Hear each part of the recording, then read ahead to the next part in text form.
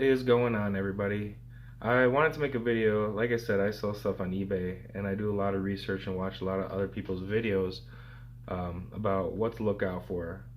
And these are some things that I think a lot of new people and even some people that have been doing it for a little while might walk past that could make them a lot of money.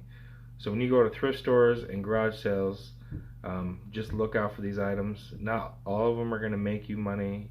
You got to do a little research, but it just gives you something, a general idea that this could be valuable. So the first thing I want to talk about is printers.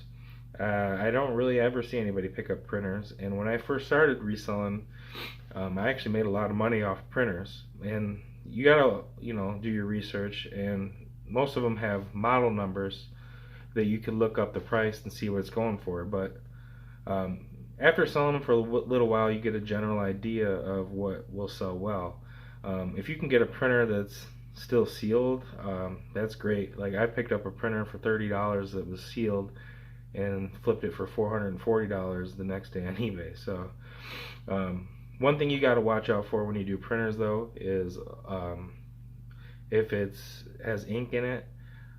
Sometimes if you ship it, it'll just the vibrations and stuff could make the ink fly all over the printer. So I would take the ink out of the printer most of the time. Also you gotta test it. If they get the printer and it don't work and they want to do a return, well, you're out of a lot of money because shipping on that item was a lot. So if they return it, you're gonna have to eat the cost of that shipping, and you're gonna only in the end have a broken printer. So make sure you test it out, make sure you do your research, but there's a lot of money to be made there, so start looking into that. Alright, everybody, the next thing I want to talk about is vintage toy trucks. So a lot of times you could be at a garage sale and see laying in the corner an old stainless steel truck, and you might think, well, I don't know anything about that, I'm not going to even bother with that. Or you might just know the name Tonka, look and see if it's Tonka. It's not Tonka, just walk away. Well, there's a lot of other trucks that are even more valuable than Tonka. I just so happened to come into a lot of Buddy L trucks at one point, and the amount of money I got for these trucks is absolutely ridiculous, and they weren't in the greatest condition.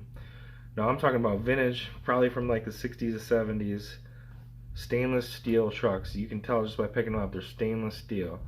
And there were like Coca-Cola ones and just campers and all that kind of stuff. So just know that Tonka is not the only truck that's valuable. Look out for Buddy L, and even brands that you never even heard of might be brands from the 70s that went under, that people that are older that collected those toys when they were kids will know.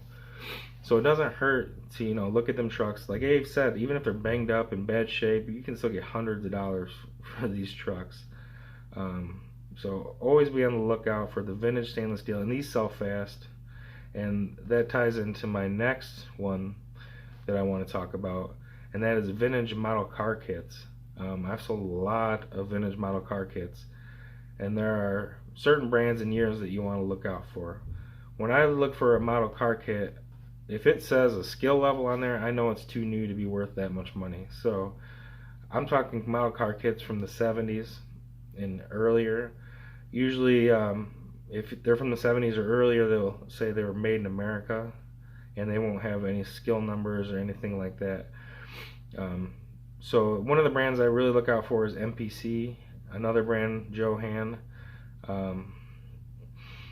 There's another confusing thing I found with model car kits that could really help you out, is the reproductions. Like, say MPC made a car back in the 70s that was a Dodge Challenger, and 5 years ago they decided to remake that car. So when you look it up on eBay, it looks like the one from the 70s is selling for only $30, but that might be the remake that they made 5 years ago. So the one from the 70s might be selling for actually $300 to $400, but all you see is the one that sold for $30, so you didn't even bother picking it up. So a lot of times on the remakes of them, they'll have like just a little sticker or a little difference that tells you they're a remake. So make sure you're looking for that, because that could make you hundreds of dollars. And yeah, that really, it took me a while to find that out, and it made me a lot of money once I figured that out. So be on the lookout for that. All right, the next thing I want to talk about is vintage toys that might not seem super collectible from like the 90s. But I'm going to give you an example of a super soaker, just a normal super soaker you could have bought at the store for $10 in the 90s, and it's still in the package and what it sells for. The one I'm going to give you example sold for like $95. So vintage toys from the 90s, the kids that grew up in the 90s are getting to the point where they're getting nostalgic about the 90s and they want to buy stuff from when they were kids.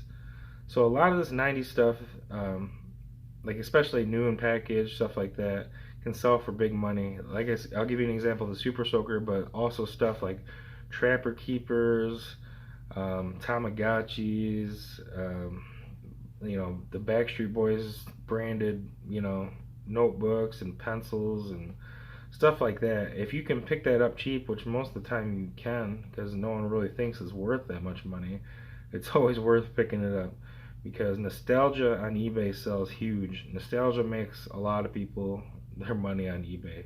And anyone who's been selling for a while knows that, and they play into the nostalgia.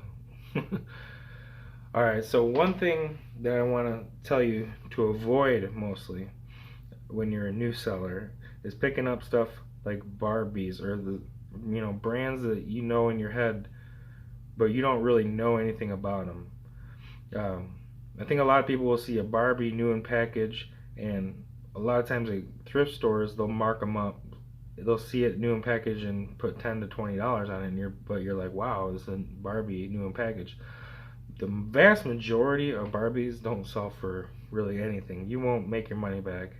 So stay away from stuff that you don't really know a lot about, just based off brands. But over time, if you really want to, you can learn about it. Like if you see enough Barbies and you look up enough prices, you can get a general idea. But I don't come across that many Barbies to really get a great idea of what they're worth, and I'm not gonna spend the time to delve into it and really learn everything about them. That's a really niche market. So that's just one thing as a new seller I would avoid.